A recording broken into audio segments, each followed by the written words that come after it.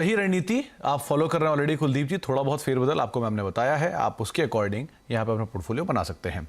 अब रमेश जी से बातचीत करते हैं, दिल्ली से मौजूद हैं। रमेश जी नमस्कार, सवाल पूछिए। नमस्कार। नमस्कार सर। सर मैं दिल्ली से रमेश बोल रहा हूँ। सर मेरी एज 64 ईयर सर, मैं रिटायर्ड आदमी हूँ।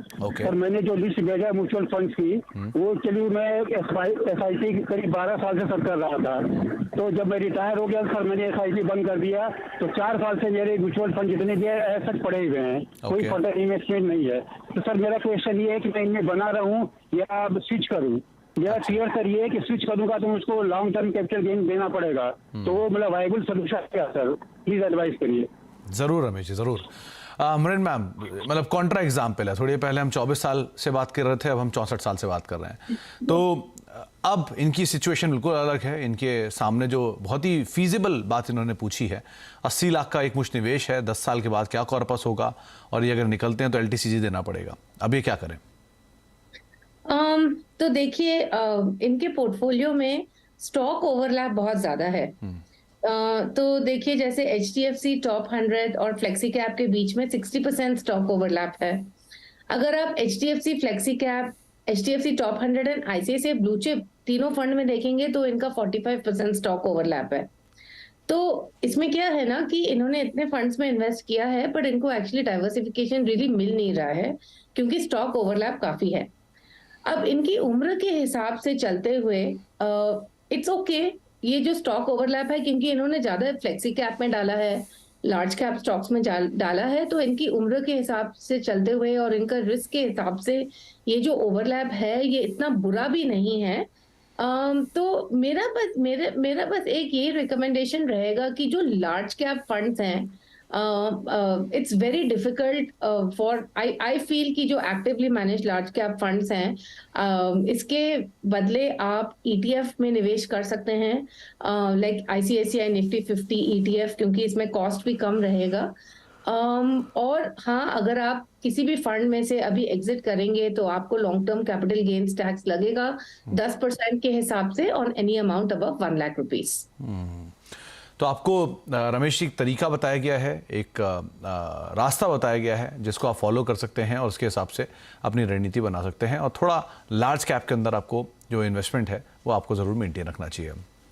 अब दिल्ली चलते हैं सीधे आसाम। दीपक प्रजापति साहब हमारे साथ मौजूद। इनफैक्ट उनका एक मेल आया है, उन्होंने मेल के जरिए पूछा है कि उनकी उम्र 34 साल है और करीब करीब 35,000 रुपये की मंथली इनकम है। 10 से 15 साल में वो 1 करोड़ का एक लक्ष्य साध रहे हैं। वो पोर्टफोलियो रिव्यू करवाना चाहते हैं, और कितना फीजिबल ये इनका पोर्टफोलियो है ये आप बताएं अमरिन मैम। इन्होंने ये नहीं बताया कितनी SIP ये कर रहे हैं, लेकिन मंथली इनकम 35,000 है। तो आप ये अज्यूम करिए अगर कि ये 5 से 10,000 जो इन्होंने SIP का अपना एक स्टार्टअप है, मेरे ख्याल से शायद इन्होंने अपनी SIP का साइज भेजा है कि 35,000 रुपये इनकी SIP है। तो क्या करना चाहिए इन्हें? तो सबसे पहले तो इनका जो लक्ष्य है 1 करोड़ 15 साल बाद, अगेन इन्फ्लेशन लगाते हुए इसको हो जाएगा 2 करोड़ 15 साल बाद, और इसके लिए इनको 35,000 रुपये इनकम है। ओके, तो इसके हिसाब से इनको अपना इन्वेस्टमेंट का अमाउंट बढ़ाना पड़ेगा। एक्चुअली मैं क्या देख रही हूँ ज्यादातर कि people are calculating their returns at very high rate, 18 से 20% के हिसाब से लेकर चल रहे हैं, जो मेरे ख्याल से थोड़ा हाई रेट है। तो थोड़ा ना हमें रिटर्न एक्सपेक्टेशंस भी कम करने हैं। फंड्स इनके अच्छे हैं, मेरे को बस एक फंड में थोड़ा सा इनको वॉच करना पड़ेगा, और वो है सुंदरम स्मॉल कैप, क्योंकि ये मेरे को बहुत वॉलेटाइल फंड लगता है।